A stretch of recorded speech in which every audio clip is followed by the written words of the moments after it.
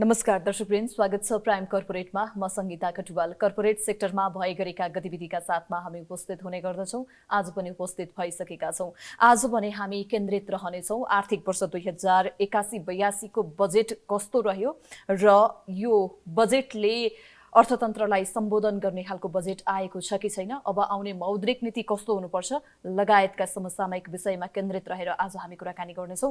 हामीसँग कुराकानीको लागि यतिखेर स्टुडियोमा उपस्थित भइसक्नु भएको छ राष्ट्रिय योजना आयोगका पूर्व उपाध्यक्ष डाक्टर दिनेश चन्द्र देवकोटा। उहाँसँग कुराकानीतर्फ नै केन्द्रित हौँ। स्वागत छ यहाँलाई प्राइम कर्पोरेटमा। हस्, धन्यवाद, नमस्कार। अब बजेट आइसक्यो, 81-82 को बजेट समग्रमा यहाँलाई चाहिँ कस्तो लाग्यो बजेट?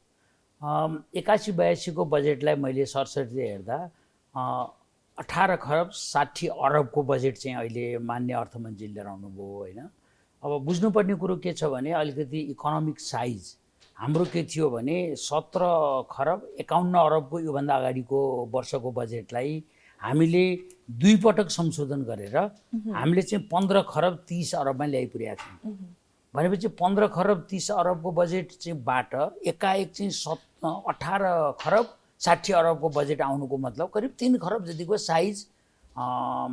जनताको आवश्यकतालाई हेर्ने हो भने चाहिँ त्यो बढेको ठिकै होला, तर मौद्रिक नीति र आर्थिक परिस्थितिको सूचाङ्क हेऱ्यो भने अलिकति बजेटको साइज चाहिँ अलिक ठुलो भयो कि भन्ने मलाई लाग्छ। त्यसमा पनि विशेष गरी तपाईँको लगभग मान्य अर्थमन्त्रीले चाहिँ राजस्व चाहिँ 12 खरब 60 अरब उठ्छ। त्यसबाहेक चाहिँ विदेशी अनुदान जम्मा 53 अरब आउँछ र करिब चाहिँ तपाईँको 5 खरब जति ऋणबाट चाहिँ ब्याकअप सपोर्ट गर्ने गरी लिएर आउनु भएको छ। त्यसो हुँदाखेरि मलाई के लाग्छ भने मेरो लर्निङ मेरो सिकाइमा के छ भने 5 खरब ऋण, त्यसमा पनि लगभग 3 खरब जति ऋण चाहिँ स्वदेशी र विदेशीकोमा मिक्स गरेर 5 खरबमा 3 र 2 को जुन एउटा रेसियो जस्तो छ। त्यसले के देखिन्छ भने ऋण विदेशी ऋण त आउन सक्ला, तर स्वदेशी ऋण चाहिँ उहाँले लिइसकेपछि प्राइभेट सेक्टरले पाउने ऋण सङ्कुचन हुन्छ कि भन्ने शङ्का छ। तर मैले समग्र हेर्दाखेरि तपाईँलाई भन्दा बजेट अलि ठुलो साइजको जुन आइरहेछ त्यसलाई चाहिँ अलि राजस्व चाहिँ उठाउने साइज चाहिँ अझ अलिकति बढाउन सकेको भए, राजस्वको दायरा बढाउन सकेको भए राम्रो हुन्थ्यो कि भन्ने मलाई लाग्छ। अब तपाईँ त राष्ट्रिय योजना आयोगको पूर्व उपाध्यक्ष समेत रहिसक्नु भएको छ, साथै तपाईँले अर्थतन्त्रका हरेक सूचकहरूलाई नजिकबाट निहालिराख्नु पनि भएको छ, साथै तपाईँ प्रदेश सांसद पनि हुनुहुन्छ हैन। अब यसरी हेर्दाखेरि देशको अर्थतन्त्रलाई यति नजिकबाट तपाईँले निहालिराख्दाखेरि यो अर्थतन्त्रलाई सम्बोधन गर्ने खालको बजेट चाहिँ छ कि छैन त? अब यसमा एउटा अहिलेको अर्थमन्त्रीको बजेटमा मैले राम्रो पक्षको कुरा गर्दा उहाँले हिजोको चाहिँ हाम्रा चुनौतीहरूको सेल्फ रियलाइजेसनहरू राख्नु भएको छ। त्यो चाहिँ मैले एकदम राम्रो पक्ष देखेँ। जस्तो उत्पादन र उत्पादकता बढाउन सकिएन, हामीले चाहिँ रोजगार बढाउन सकिएन र नयाँ सेक्टरलाई चाहिँ पहिचान गरेर अगाडि जान सकिएन भन्ने कुरो मान्य अर्थमन्त्रीले क्लियर राख्नु भएको छ। र यो के पनि बुझ्न पर्यो भने बजेट भनेको पोलिटिकल डकुमेन्ट पनि हो र फेरि बजेट रिफ्लेक्सन गर्दाखेरि यो 1 वर्षको कुरोले मात्रै बजेटमा तात्विक ठुलो असर पनि पर्दैन, किनभने हामी संविधानबाट गाइडेड छौँ। हामी 40औँ वर्षदेखि नेपालमा काम गरेका बजेटका इम्प्याक्ट र इम्प्लिकेसन्सहरू पढ्दै आएका छन् र पुँजीगत खर्च गर्न नसक्ने परिस्थिति हाम्रो 30औँ वर्षदेखिको समस्या छ। त्यसले गर्दा यी जम्मै कुराहरूमा मैले हेर्दाखेरि 3% को जिडिपीको ग्रोथ रेट 40 वर्षसम्म चाहिँ हामी त्यही ल्याएका छौँ एभरेजमा। यो 1 वर्षको मन्त्रीले मात्रै ल्याउने र बढाउने र घटाउने कुरा पनि होइन। हाम्रो ट्रेन्ड, हाम्रो नेपालीको क्षमता के रहेछ भने 3% 4% को जिडिपीको ग्रोथ रेट गर्न सकिरहेको छैनौँ, जहाँ भारत र चाइनाले 7-8% गरिरहेछन्। तर यो समग्र आलोकलाई हेर्दाखेरि मान्य अर्थमन्त्रीको बजेटको अहिलेको राम्रो पक्ष चाहिँ मलाई के लाग्छ भने चुनौतीलाई उहाँले सेल्फ रियलाइज गरेको जस्तो देखिन्छ, जुन उहाँले त्यसमा लेख्नु पनि भएको छ। र तर प्याराडाइम सिफ्ट गर्ने गरी अलिकति नयाँ मोडमा बजेटलाई लैजाने गरी उत्पादन र उत्पादकता बढाउने, रोजगारी सृजना गर्ने र आफ्नो स्वाभिमानी अर्थतन्त्र निर्माण गर्ने गरी अझ बजेट मुखरित हुन सकेन कि भन्ने मलाई लाग्छ। जस्तै तपाईँले भन्नुभयो कि गत वर्षको बजेट कस्तो थियो भन्ने कुरा चाहिँ अर्थमन्त्रीज्यूले त्यसलाई पनि एउटा रियलाइज गरेर प्रस्तुत गर्नुभयो, बजेट सँगसँगै भन्ने कुरा गर्नुभयो। अब आउने चुनौतीहरूलाई त उहाँले त्यसरी गत वर्षको बजेट यस्तो थियो, यस्तो खालका चुनौतीहरू थिए, यसरी चाहिँ सम्बोधन गर्न सकिएन, यसरी चाहिँ बजेटलाई संशोधन गर्नुपर्ने अवस्था आयो भन्ने खालको कुरा चाहिँ अहिले बजेट प्रस्तुत गर्दाखेरि ती समस्याहरू ती चुनौतीहरूलाई अब हामी दोहोरिन दिँदैनौँ भन्ने खालको चाहिँ रियलाइज गरेको पाउनुभयो कि पाउनु भएन? मैले यो चाहिँ कस्तो हुन्छ भने तपाईँ हामीले के बुझ्नु पर्यो भने लगभग 1 खरब 30 अरब पैसा चाहिँ भौतिक योजना मन्त्रालयलाई यो वर्ष विनियोजन गरिएको थियो र अहिले 1 खरब 57 अरब पैसा चाहिँ अर्को वर्षलाई विनियोजन गरियो भनेपछि 27 अरब पैसा चाहिँ भौतिक योजना मन्त्रालयलाई बढेर दिइयो। मान्य अर्थमन्त्रीले चाहिँ कहाँनिर अलि निर्मम हुन सक्नु पर्थ्यो भन्ने मलाई लाग्छ भने जुन मन्त्रालयले पैसा खर्च गर्न सकिरहेको छैनन्, जुन प्रदेशले चाहिँ पैसा लिएर गएर त्यसले चाहिँ पुँजीगत खर्च गर्न सकिरहेको छैन र त्यसपछि गएर चाहिँ जुन पालिकाहरूले पैसा खर्च गर्न सक्ने गरी आफ्नो क्षमता अभिवृद्धि गरिरहेका छैनन् र अथवा पुँजीगत खर्च नगरेर चालु खर्च बढाइरहेछन्, यी चिजहरूलाई चाहिँ हाम्रो सिस्टमभित्र मैले चाहिँ एउटा अर्थमन्त्रीले मात्रै गरेर पुग्दैन थाहा छैन, सामान्य प्रधानमन्त्रीदेखि लिएर होल सिस्टमले गर्नुपर्ने कुरो के भने रिवार्ड र पनिसमेन्टको सिस्टमै हामीले डेभलप गर्न सकेनौँ कि राम्रो काम गर्नेलाई पुरस्कृत गर्ने र नराम्रो काम गर्नेलाई चाहिँ दण्ड गर्ने चाहिँ जुन वातावरण सरकारबाट हुनुपर्थ्यो दण्डहीनताको वातावरण सिर्जना भयो। किन भयो भने सम्बन्धित मन्त्रालयले पैसा लिएर जान्छ तर उसले चाहिँ के भने चाहिएको ठाउँमा मान्य अर्थमन्त्रीले पैसा विनियोजन गर्न सक्नुहुन्न, त्यो लगेको मन्त्रालयले पैसा खर्च गर्न सक्दैन। जस्तो उदाहरणलाई शिक्षामा हामीले पैसा चाहिँ जति दिनुपर्ने दिन सकिरहेको छैनौँ। बेरोजगार युवा युवती भाइ बहिनीहरूलाई चाहिँ रोजगारी केन्द्रित कार्यक्रम गरेर उनीहरूलाई रोजगार उन्मुख कार्यक्रम गर्नलाई, उद्यमशीलता खडा गर्नलाई स्टार्टअपदेखि लिएर सबै कुरा भनिरहेको छौँ, त्यहाँ पैसा पुर्याउन सकिरहेको छैन भने हामीले कस्तो परिस्थिति भयो भने हिजो सुरु गरिएका योजनाहरू क्रमागतको नाउँमा इन्टरनल रिटर्न रेभेन्यू नआउने खालका योजनाहरूलाई हामीले सालबासाली चाहिँ बोकेर आउने परिस्थिति सिर्जना छ कि त्यो र मेरो विचारमा मान्य अर्थमन्त्रीज्यू र सम्बन्धित मन्त्रालयको श्रीमान सचिवहरू र मान्य मन्त्रीज्यूहरूको विवेक के हुन पर्यो भने यो देशको पैसा भनेको साह्रै अप्ठ्यारोमा परेको पैसा, साह्रै एउटा चाहिँ के भने हामी रिसोर्सको चाहिँ एकदम चाहिँ दुःख भएको पैसा, यसलाई मैले उत्पादनसँग जोडिएर मैले चाहिँ काम गर्नुपर्छ भन्ने अनुभूति अर्थ मन्त्रालयले कोअर्डिनेसन गर्ने हो। तर सबै मन्त्रीहरूको त्यो बुद्धि पलाउनु पर्यो कि किनभने हामीसँग क्षमता त्यो हुनु पर्यो कि अहिलेको के देखिन्छ भने हामी उत्पादनसँग जोडिएर काम गरिरहेको छैनौँ। तपाईँलाई मैले एउटा कुरा भनौँ, 3 खरब 95 अरब जति पैसा चाहिँ हामी सामा र ब्याज गरेर वार्षिक तिर्ने भयौँ। सामा र ब्याज गरेर तपाईँको चाहिँ 18 खरब पैसामा चाहिँ तपाईँको 4 खरब जति पैसा त ऋण तिर्नमा जाने भयो भनेपछि बाँकी रह्यो त हामीसँग त कति पैसा भन्दाखेरि एकदम सजिलो हिसाब गर्दाखेरि 14-15 खरब पैसा छ। 14-15 खरब पैसामा 11-12 खरब चाहिँ हामी चाहिँ चालु खर्च गर्ने भयौँ। अनि कति रह्यो त भने 3 खरब पैसा पुँजी निर्माण गर्न लिएर जाने अनि चाहिँ अर्को साल फेरि वैशाखमा जसरी यो सालको चाहिँ चैत वैशाखमा चाहिँ हामीले संशोधन गरेर 23% बजेट घटायौँ, अर्को साल 18 खरब 60 अरबको पैसा चाहिँ फेरि 20% घटाउने परिस्थिति सिर्जना हुनु भनेको त्यो पैसा के घट्छ त भन्दाखेरि पुँजी निर्माण हुने पैसा नै घट्छ, तलब भत्ता गाडी साधन स्रोतको त घट्दैन।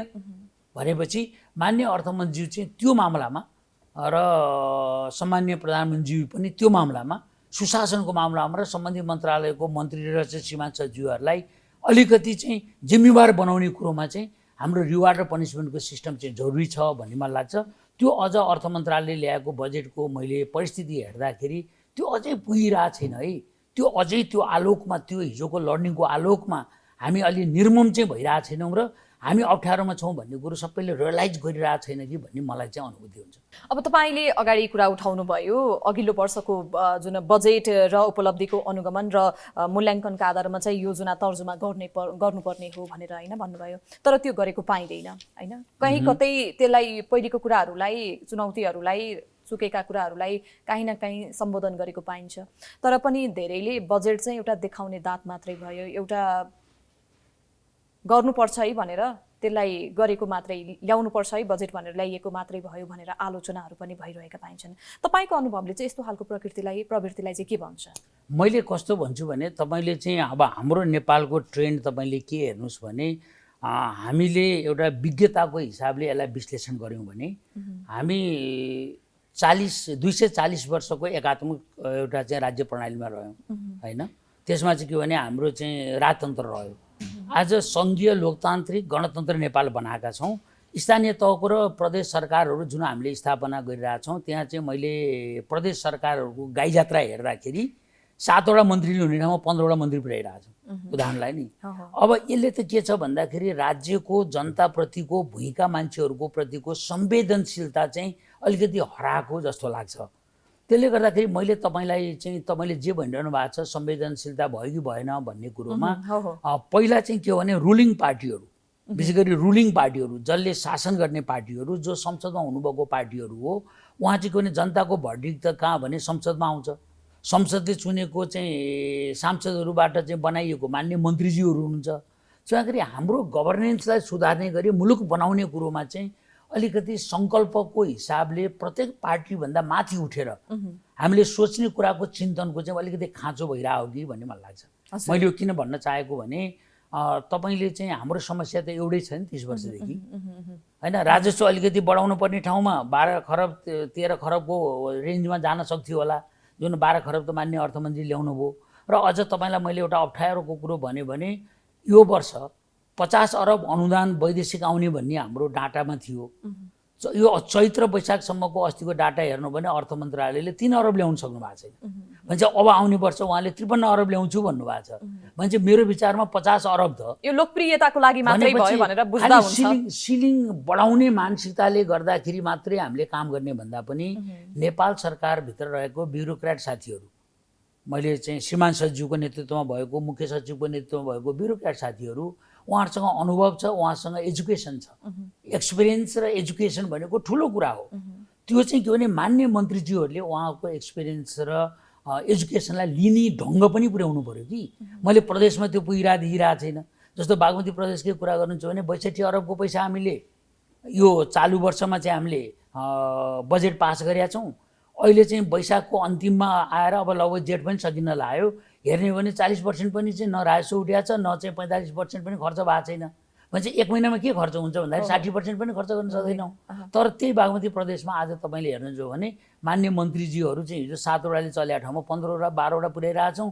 अब मध्य प्रदेशको गाईजात्रा तपाईँ हामीले हेरिरहेको छौँ। त्यही भएर मैले टोटालिटीमा तपाईँलाई भन्दाखेरि के हो भने मुलुकको समग्र विकासको कुरा गर्दाखेरि, विज्ञताको हिसाबले कुरा गर्दाखेरि हाम्रो एउटा चेतनाको स्तर नै हामी चाहिँ के हो भने अलिकति परिष्कृत र म्याच्योर्ड लेभलमा जुन आउने हो, त्यो कुरोमा हाम्रो चाहिँ एकदम चुनौती छ कि भन्ने मलाई लाग्छ। हजुर, हामी कुराकानीलाई निरन्तरता दिने नै छौँ। अहिलेलाई भने प्राइम कर्पोरेटमा पालो भएको छ ब्रेकको।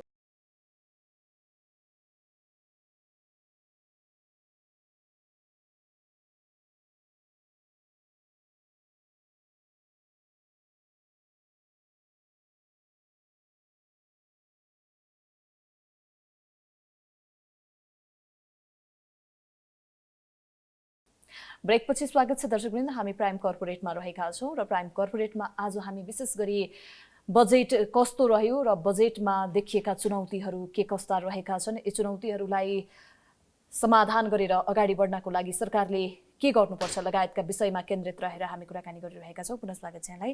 धन्यवाद। हामीले अगाडि अब बजेट कस्तो रह्यो, होइन, चुनौतीहरू के छन्, जुन एउटा लक्ष्य राखेर बजेट आएको छ त्यो लक्ष्य पुरा हुने हो कि नहुने, त्यो हरेक वर्ष भइरहेको छैन, बजेट घटाउनु पर्ने अवस्थाहरू सिर्जना भइरहेका छन् भन्ने विषयमा केन्द्रित रहेर कुराकानी गऱ्यौँ। अब केन्द्रित हौँ मौद्रिक नीतितर्फ। अब आउने मौद्रिक नीति चाहिँ नेपालको अर्थतन्त्रको लागि कस्तो खालको हुनुपर्छ यहाँको विचार? अब मेरो विचारमा नेपालको मौद्रिक नीतिको जुन तपाईँले कुरा गर्नुभयो, मलाई लाग्छ अहिले सबभन्दा हिजो एउटा परिस्थिति थियो, ब्याङ्कमा पैसा थिएन, होइन? आज ब्याङ्कमा पैसा छ, लैजाने मान्छे पाइएको छैन, होइन? र फेरि अहिले तपाईँलाई मैले एउटा सानो डाटा भने, अब 300 अरब ऋण राज्यले नेपाल सरकारको संयन्त्रबाट ऋण उठाउने भयो, 18 खरब 60 अरब पुर्याउन। त्यो भनेको त नेपाली जनताको टाउकोमा ऋण थुपारिनु हो, अथवा थुपारिनु पनि हो, अथवा 300 अरब ऋण नै राज्यले लिएपछि प्राइभेट सेक्टरले ऋण लिने ठाउँ हुन्छ कि हुँदैन? प्राइभेट सेक्टरले ऋण लिनु पर्यो नि। फेरि ऋण अहिले लिएन भन्ने चिन्ता छ।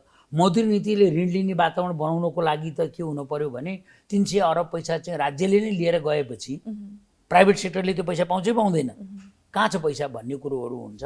जस्तो मलाई के लाग्छ भने मौद्रिक नीतिले अहिले अलिकति चाहिँ उत्पादन र उत्पादकता बढाउने गरी, स्वदेशी रोजगारी सृजना गर्ने गरी मौद्रिक नीतिले चाहिँ अझ अलिकति खुकुलो हिसाबले यहाँको चाहिँ पुँजीलाई निर्माणको लागि चाहिँ फोकस भएर आउनुपर्छ भन्ने मेरो धारणा छ। जस्तो अहिले उदाहरणलाई तपाईँलाई भनौँ, हाम्रो भाइ बहिनीहरू पढ्न गइरहनु भएको छ, कहाँ भने अस्ट्रेलिया, अमेरिका, होइन बेलायत पढ्न जाने भनेको सायद त्यहाँ चाहिँ पढ्नको लागि मात्रै जानुभएको छैन, उहाँ जीविकोपार्जनको लागि पनि जानुभएको छ भन्ने कुरो बुझ्नु पऱ्यो। आज हाम्रा मन्त्रालयहरू, हाम्रो चाहिँ के भने युनिभर्सिटीहरू, विद्यार्थी भाइ बहिनीहरू उनीहरूको डिपार्टमेन्टमा पढ्न नआउनुको पछाडि हामीले समय सापेक्ष उनीहरूलाई चाहिँ युनिभर्सिटीको डिपार्टमेन्टलाई परिष्कृत गरेनौँ, ग्लोबल ट्रेन्डको चाहिँ स्ट्यान्डर्ड बनाउन सकेनौँ भन्ने कुरो त यहाँको युनिभर्सिटीको उपकुलपति साहबहरूले पनि त रियलाइज गर्नु पऱ्यो नि। र उपकुलपतिहरूलाई यदि पैसा चाहिएको छ भने मौद्रिक नीतिले के भन्छ पैसा दिने वातावरण बनाइदिनु पऱ्यो कि ऋण नै दिएर विद्यार्थी भाइ बहिनीहरूले 10 वर्ष चाहिँ पछि भित्रमा ऋण तिर्ने गरी 5 वर्ष पढ्न पाउनु पऱ्यो नि। अब यस्तो चिजहरू नयाँ नयाँ कुराहरू र हामीले चाहिँ उत्पादन र उत्पादकत्व बढाउने, स्वदेशी रोजगारी सृजना गर्ने, अनि त्यसपछि स्वदेशी उद्योगहरूलाई चाहिँ अप्ठ्यारो परेको ठाउँमा चाहिँ उनीहरूलाई कसरी हामीले चाहिँ व्यवस्थापन गरिदिन सक्छौँ र त्यो किसिमको सहजीकरण गर्ने खालको चाहिँ मौद्रिक नीति आउनु पऱ्यो कि। तर अहिलेको स्थितिमा तपाईँले के देख्नुहुन्छ भने हाम्रो अनुदार क्यारेक्टर छ कि, अनुदार क्यारेक्टर कि हामी पैसा लैजाने प्रति पनि पैसा उसले लिएर गइरहेछ, ब्याङ्कमा मैले ब्याज ल्याइरहेको छु भन्ने हिसाबले लैजाने प्रतिको सम्मान भन्दा पनि ब्याङ्कमा होस् अथवा मालपोत अधिकृत होस् भनौँ न, दुईवटा कुरा मैले उदाहरण दिन चाहन्छु।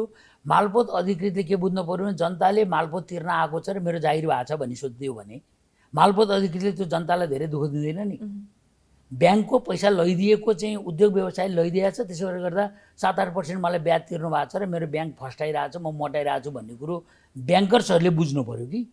त्यसले गर्दा तर हाम्रो चेतनाको स्तर के भयो भने म चाहिँ सेन्ट्रलाइज भएर बस्ने र अरू चाहिँ मान्छेहरूलाई चाहिँ मैले चाहिँ सहजीकरण गर्न जरुरी छैन, किनभने उनीहरूलाई चाहिँ अप्ठ्यारोमा परेपछि दौडेर आउँछन् भन्ने जुन चेतनाको स्तर छ त्यसमा हाम्रो चाहिँ एकदम परिवर्तन हुनु जरुरी छ भन्ने मलाई लाग्छ। र मौद्रिक नीतिको कुरो तपाईँले गरिरहँदाखेरि मौद्रिक नीति अलिकति खुकुलो र अब व्यवसायीहरूलाई चाहिँ व्यवसाय गर्न सक्ने किसिमको वातावरणको, उनीहरूलाई उत्पादन र उत्पादकत्व बढाउने खालको ठाउँमा चाहिँ अझ बढी ऋण चाहिँ सायद अब अनुदानका कुराहरू पनि होलान् चाहिँ र अनि उद्योग व्यवसायीलाई चाहिँ हामीले नेपालमा आकर्षण गर्नको लागि उद्योग व्यवसायीलाई आकर्षण गर्नु पर्यो नि, स्वदेशीलाई पनि विदेशीलाई पनि। त्यो आकर्षण गर्ने खालको चाहिँ वान विन्डो सिस्टम चाहिँ नेपाल सरकारले उद्योग व्यवसायीलाई पनि दिनु पर्यो। र अझ म त के भन्छु नेपाल सरकारले मात्रै होइन, सङ्घीय सरकारले मात्रै होइन, प्रदेश सरकार र स्थानीय तहको सरकारमा स्वच्छ प्रतिस्पर्धा भए केही बिग्रेन नि। धनगढीको सुदूरपश्चिमाञ्चलको एउटा उद्योग व्यवसायीले बागमती प्रदेशमा अपर्च्युनिटी देखेर आएर चाहिँ जुनार खेती चाहिँ कहाँ भन्दाखेरि भने सिन्धुलीमा गर्ने गरी वातावरण बनाइदिनु पर्यो नि बागमती प्रदेशले। त्यस्तै कोशी प्रदेशले कम्पिटिसन गरेर झापामा रबर खेती गर्नलाई, तपाईँको कर्णालीको मान्छेले रबर खेती गर्न चाहिँ झापामा गएँ भने 5 वर्ष चाहिँ मैले ट्याक्स नतिरिकन मैले ल्यान्ड पनि पाइरहेको छु, मलाई चाहिँ 30 वर्ष ल्यान्ड लिजमा दिएको छ भन्ने कुरो कस्तो भन्दाखेरि भने लगानीको इनेबलिङ वातावरण सङ्घीय सरकारले मात्रै होइन प्रदेश र स्थानीय तहको सरकारलाई गर्नको लागि पनि सहजीकरण केन्द्रले दिनु पर्यो र बुद्धि पनि दिनु पर्यो भन्ने मलाई लाग्छ। त्यस्तो भएदेखि अहिले प्रदेशहरूलाई त्यो अनुसारको काम गर्नको लागि हैन केही गर्छु भन्नेहरूलाई गर्न दिने अवस्था केन्द्रले अझै दिएको छैन भन्ने खालको कुरा बुझ्दा हुन्छ। केन्द्रले दिने भन्दा पनि हामीले के बुझ्नु पर्यो भने अहिले हामीसँग सबैजना सङ्घीयता त लिएर आयौँ, तर सङ्घीयता ल्याइसकेपछिको स्थितिमा के छ भने हामीसँग हिजोको धङ्गी एकात्मक शासन प्रणालीबाट आएको हुनाले हामीसँग केन्द्रीकृत सोच छ। प्रत्येक पार्टीको निर्णय कहाँबाट हुन्छ? केन्द्रबाट हुन्छ। पार्टीकै केन्द्रबाट निर्णय भएर प्रदेशमा निर्णय भइरहेको हुन्छ होइन। जिल्लाको निर्णय पार्टीको केन्द्रले गरिरहेको छ, जिल्लालाई अटोनोमस छैन भनेपछि त्यही पार्टीबाट बनेका सांसदहरू जब संसदमा जान्छन् उनीहरूले केन्द्रको मुख हेर्ने भए। र अहिलेको चाहिँ जुन सिंहदरबारमा भएको पावर जो सामान्य प्रधानमन्त्रीसँग छ, अब उहाँ र उहाँको मान्य मन्त्रीज्यूहरूसँग भएको पावर र उहाँहरूले चाहिँ के हो भने आफ्नो एकल अधिकार 22वटा लिएर स्थानीय तहको सरकार बसिया छ होइन। प्रदेश सरकारसँग केही एकल अधिकार पनि छन्, केही साझा सूचीका अधिकार छन्। त्यो कामलाई बाँडफाँड गरेर सङ्घीय सरकारले ठुला मेगा प्रोजेक्ट मात्रै मैले हेर्ने भन्ने हो भने सिँचाइ मन्त्रालय, ऊर्जा मन्त्रालय र तपाईँको चाहिँ के अरे भौतिक योजना मन्त्रालयको काम त आधा प्रदेशमा दिइदिए हुन्छ र आधाभन्दा बढी प्रदेशले अहिले गरिरहेको काम चाहिँ स्थानीय तहको सरकारको क्षमता वृद्धि गरेर दिएपछि न भोल्युम अफ कामको पनि बढ्छ अनि इकोनोमिक साइज पनि बढ्छ। सबैको कामको चाहिँ बाँडफाँड भइसकेपछि जनताले अपेक्षा गरेको विकास हुन्छ। तर हामी के छौँ भने सङ्घीयता लिएर आयौँ, तर हाम्रो सङ्घीयता के भयो भने कार्यान्वयन पक्षमा चाहिँ के हो भने केन्द्रीकृत सोच हामीसँग प्रत्येक छेडछेडमा प्रत्येक पोइन्टमा अहिले पनि हाबी छ भन्ने कुरो चाहिँ खानेपानी मन्त्रालयमा हेर्नुहोस् त्यही देख्नुहुन्छ, तपाईँ ऊर्जा मन्त्रालयमा हेर्नुहोस् त्यही देख्नुहुन्छ। 20 मेगावाटसम्मको ऊर्जा मन्त्रालयको कार्यक्रम प्रदेश सरकारले गर्न सक्ने गरी हामीले अधिकार विन्यास गरेका छौँ। तर प्रदेश सरकारले 7वटा प्रदेश सरकारले अहिले 7 वर्ष हुँदा कतिवटा ऊर्जा मन्त्रालयले अधिकार दिएको 20 मेगावाट बनाउन सक्नुभयो भनेपछि त उहाँहरूको त्यो क्षमता छैन भने संघीय सरकारले त्यसलाई बनाउँछौँ तर कार्यान्वयन गर्दैनौँ, यो एउटा समस्याको विषय नै रहेको छ। त्यसैगरी हामी मौद्रिक नीतितर्फ नै केन्द्रित हौँ। अब सरकारले बजेट ल्याउँछ, राष्ट्र ब्याङ्कले मौद्रिक नीति सार्वजनिक गर्छ, तर नीतिहरू लिँदै गर्दाखेरि त्यो नीतिहरू कार्यान्वयनमा आउँदैनन्, ती नीतिहरू नीतिमै थन्किएर बसिरहेका अवस्था रहन्छन्। पछिल्लो समयमा यहाँले अगाडि जोड्दै हुनुहुन्थ्यो ब्याङ्कमा चाहिँ पैसा थुप्रिरहेको अवस्था छ, कर्जा विस्तार हुन सकिरहेको अवस्था छैन। अब आउने मौद्रिक नीतिले यो ब्याङ्कमा रहेको तरलतालाई विस्तार गर्नको लागि कसरी चाहिँ के कस्तो खालको कुराहरूमा चाहिँ विशेष गरी ध्यान दियो भनेदेखि चाहिँ अझ ब्याङ्कमा पैसा थुप्रिने अवस्था आउँदैन, अर्थतन्त्र चलायमान हुने अवस्था सिर्जना हुन सक्छ। तपाईँले यहाँले भन्नुभयो उद्योगी व्यवसायीहरूलाई सहज वातावरण बनाइदिनु पर्यो, होइन, त्यसमै रहेर बसेर केही गर्ने वातावरण विद्यार्थीहरूलाई युवाहरूलाई बनाइदिनु पर्यो भन्नुभयो। यी बाहेक अन्य कुराहरू चाहिँ के होइन, यस्तो मेन कुरो मुख्य कुरो के हुँदो रहेछ भने हामीले कृषिकै कुरा गरौँ न। कृषिको रूपान्तरणको कुरा गरिरहेछौँ। आज 60% जनता कृषिमा आश्रित हुनुहुन्छ, उहाँले 27% जिडिपीमा कन्ट्रिब्युसन गर्नुहुन्छ भने कृषिको त मेन चङ्क मान्छे के छ भने हामी कृषिमा आश्रित छौँ भने 60% कृषिको जनताकै गोजीमा कृषककै गोजीमा पैसा पुग्ने रणनीति बनाउनु पर्यो नि, जसले गर्दा मानव एउटा गाई पाल्ने किसान छ भने उसलाई 3टा गाई पाल्नको लागि चाहिँ हामीले चाहिँ सहजीकरण गर्नु पर्यो नि। तर अहिले हाम्रो के छ भन्दाखेरि बिचमा बिचौलियाहरूको बिगबिगी छ, होइन। यसैमा मैले यहाँलाई जोड्न चाहेँ तपाईँ पनि योजना आयोगको नेतृत्वमा बसिसक्नु भएको छ। यो नेतृत्वमा बस्दै गर्दाखेरि त्यहाँ आवधिक योजनाहरू तयार गर्दै गर्दाखेरि चाहिँ यसका प्राथमिकता र लक्ष्यहरू निर्धारण गर्दाखेरि चाहिँ राजनीतिक हस्तक्षेपहरू कतिको हुने गरेका हुन्छन्? मेरो विचारमा म पहिलाको सक्छु। अब अन्त्यपछि तपाईँले जे भन्नुभयो मलाई पहिलाको जुन प्रश्न सोधिरहनु भएको छ, मैले देखेको मौद्रिक नीति र वित्तीय नीतिको एकदम तालमेल हुन जरुरी छ, होइन। माननीय अर्थमन्त्रीज्यूले चाहिँ 18 खरब 60 अरबको बजेट ल्याएपछि त्यसलाई चाहिँ पुरा गर्ने गरी संसद नल्याउने गरी उहाँहरूको तयारी हुनु पर्यो। त्यो वित्तीय व्यवस्थापनको हिसाबले पनि उहाँले काम गर्न पर्यो र मौद्रिक नीतिले त्यसलाई सपोर्ट गर्ने गरी राष्ट्र ब्याङ्कले विविध क्षेत्रमा चलायमान बनाउन सक्ने गरी पैसा ब्याङ्कमा राख्ने होइन कि पैसा चाहिँ खर्च गरेर ट्रिकल डाउन गरेर जनताको गोजीमा पुर्याउने र सर्कुलेटिङमा लैजान पर्यो। त्यो भित्र फोकस गरेर विभिन्न सेक्टरमा चाहिँ हामीले चाहिँ मलाई लाग्छ इन्टरभेन्सन गर्न जरुरी छ भन्न मैले चाहेँ। मौद्रिक र वित्तीय नीतिको एउटा समुचित के अरे उपयोग गर्ने वातावरण चाहिँ उद्योग व्यवसायी र विभिन्न क्षेत्रलाई हामीले दिनु पर्यो। हामी कार्यक्रमको अन्त्यमा आइसकेका छौँ। जाँदा जाँदै मैले यो प्रश्नको एन्सर चाहिँ अलिकति छोटो नै चाहेँ यहाँबाट। अब प्रधानमन्त्री प्रचण्ड भारत भ्रमणमा जानुभयो, होइन, उहाँ मोदी भारतको प्रधानमन्त्री मोदीको शपथ ग्रहणमा समावेश हुनुभयो। यसले चाहिँ कस्तो खालको प्रभाव पार्ला नेपालको लागि चाहिँ? मेरो विचारमा यसलाई मैले सकारात्मक रूपमा हेर्न चाहेँ, किनभने पहिला सुशील कोइराला पनि जानुभएको थियो, विभिन्न प्रधानमन्त्रीहरूले हाम्रो जाने चलनै पनि हो। त्यसले गर्दा एउटा भाइचारा अथवा सम्बन्धलाई चाहिँ अलिकति हार्दिकतामा रूपान्तरण गर्न यसले पक्कै पनि सहयोग गर्छ भन्ने मलाई लाग्छ।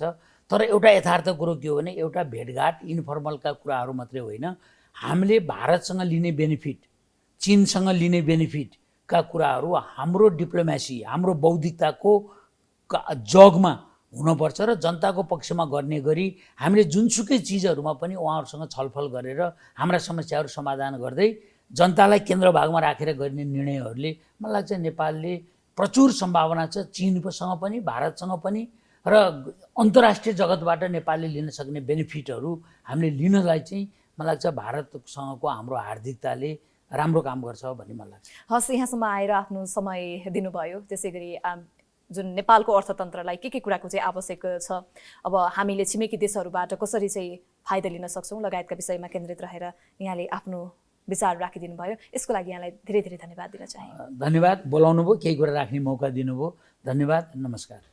दर्शकवृन्द, आजको प्राइम कर्पोरेटमा हामीले 81-82 को बजेट कस्तो रह्यो, त्यसै गरी यसभित्र रहेका चुनौतीहरू के रहेका छन्, कसरी चाहिँ यी चुनौतीहरूलाई समाधान गरेर सरकार सम्बन्धित निकायहरू अगाडि बढ्न आवश्यक रहेको छ लगायत अब आउने मौद्रिक नीति कस्तो हुनुपर्छ लगायतका विषयमा केन्द्रित रहेर कुराकानी गर्यौं। आजलाई प्राइम कर्पोरेट यति नै। हेर्दै गर्नुहोला प्राइम एचडी। नमस्कार।